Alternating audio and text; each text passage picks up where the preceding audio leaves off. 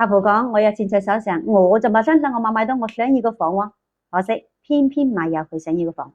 呢回事呢，我嚟講講情況。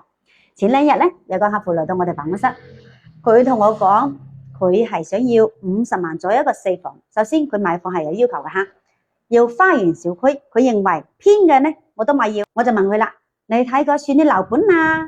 佢呢就一律保持沉默，係冇回答嗰種嚇。我打開個前置攝像頭，同你哋詳細講講我係點樣同佢分析嘅。首先呢，客戶呢係屬於城西方向客戶，咁呢邊其實東行新城呢會有啱佢嘅預算總價係啱佢，但係佢話呢邊太偏離唔啱，行華亦冇啱。佢想要邊度啊？想要嘅呢係以東薈城至上、新禮頓至樂嘅花園小區。咁我邊個會啱呢？新上華景，我認為係可以參考嘅。東風綠洲買入佢想要嘅價，但係咧佢係講新上華景呢，由於先起到個3、4棟樓，其他棟數未起，所以咧又要考慮，因為怕到時候咧會好嘈。好啦，城南片區會有邊啲符合佢嘅咧？第一喺百貨廣場隔離呢個位置有個學士里係有符合佢嘅，但係佢講單體樓唔考慮。仲有一個杏盈華府，因為得2棟樓嘅，亦唔係啱佢，但係總價咧其實亦係超佢預算嘅。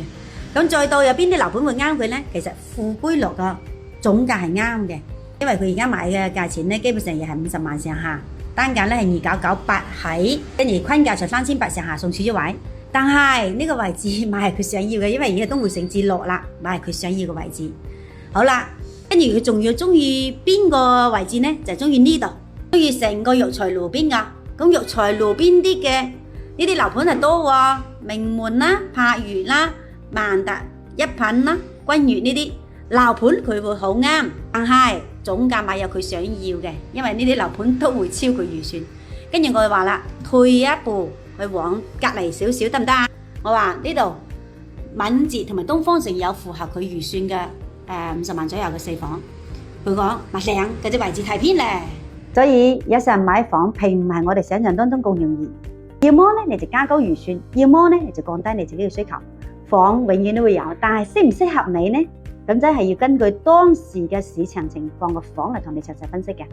仲有一樣嘢，溝通係必須係相互嘅，而唔係單方面嘅輸出。我要買係萬能嘅。屏幕前嘅你覺得我講得有道理嗎？喺評論區講講你嘅睇法。